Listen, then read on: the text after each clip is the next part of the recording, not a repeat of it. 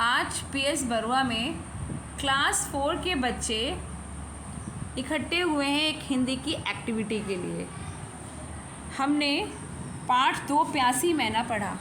आपने भी इसको कई बार पढ़ा है कई बार? yes, आपको पता है अब इसकी स्टोरी? yes, अच्छा, आपको ये पता है ना, कब किसी भी टेक्स्ट को अगर हम बार बार पढ़ते हैं तो वो टेक्स्ट हमें वर्ड टू वर्ड याद होने लगता है, है ना? उसके कई शब्द हमें अपने आप याद हो जाते हैं, होता है ना ऐसा? तो इस पार्ट में भी आपने इसको कई बार पढ़ा है ना?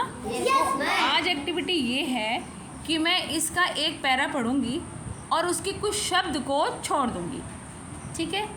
लाइन से यानी आयुष से स्टार्ट करके आपको ये बताना है कि मैम ने कौन सा शब्द छोड़ा है, ठीक है? ध्यान से सुनिएगा, ये पार्ट मुझे पता है आपने कई बार पढ़ा है, तो you can do this, okay? You can easily fill the gaps. Ayush start. और गेम का रूल है, अगर आयुष आंसर नहीं दे पाएगा the question will be pass to Shlok, then to Divanshu, ठीक है? समझ गए? अपने आप, nobody will answer himself, nobody, okay?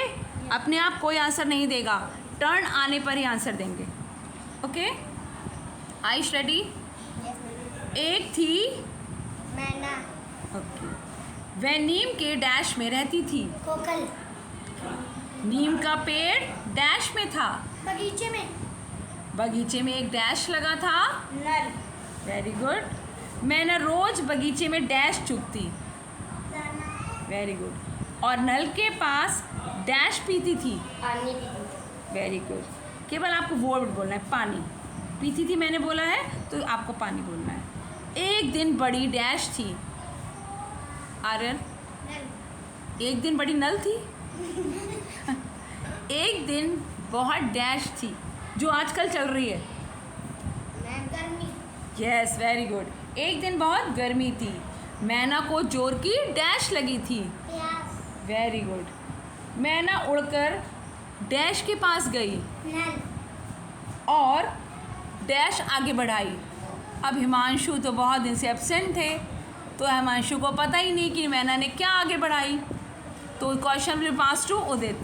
चोच, चोच आगे बढ़ाई, वेरी गुड। लेकिन नल के पास तो डैश पड़ा था। नल सूखा पड़ा, वेरी गुड। निराश होकर मैना वहाँ से उड़ गया, उड़ गई। वेरी गुड, क्लैप कर लो अपने लिए।